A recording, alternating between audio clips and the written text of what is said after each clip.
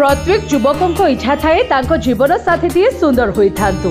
सुंदरी पत्नी समस्त को खूब भल लगी थाए। तेणु समस्ते भगवान को एक भल सत् चरित्र सुंदरी स्त्री पाई भगवान को प्रार्थना करिथांती। तेबे एही तीनोटी राशि पुओ माने प्रायतः सुंदर झियो मानकु हृदय दियंती। तेबे आपणकर राशि एथिरे शामिल अछि कि नाही देखंतु।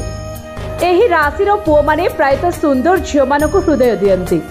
दुनियार किछि लोक बहुत स्वतंत्र एवं सेमानंकु भाग्यर धनी मध्य कहा जाए। एही लोकंक भाग्य सब किछि मिली थाए एवं एमाने पूरा जीवन खुशी रे काटि थांती। तेबे आज आमे एपरि तीनोटी राशिर पुओंक विषय रे कहिबु जो माने भाग्य रे धनी अटंती। एही लोक माने बहुत स्वतंत्र एवं सेमानकर मानसिक एवं शारीरिक प्रकृति भल अटे।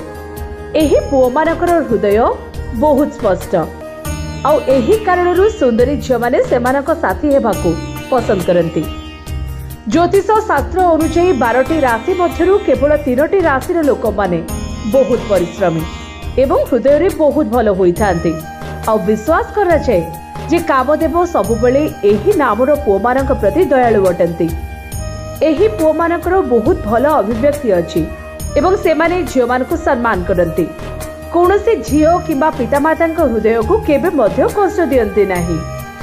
एही पुओ माने सबुबेले सुंदर झियो मानकु बहुत पसंद करती एवं सेमानक सहित जीवन काटिबा को मध्य पसंद करती।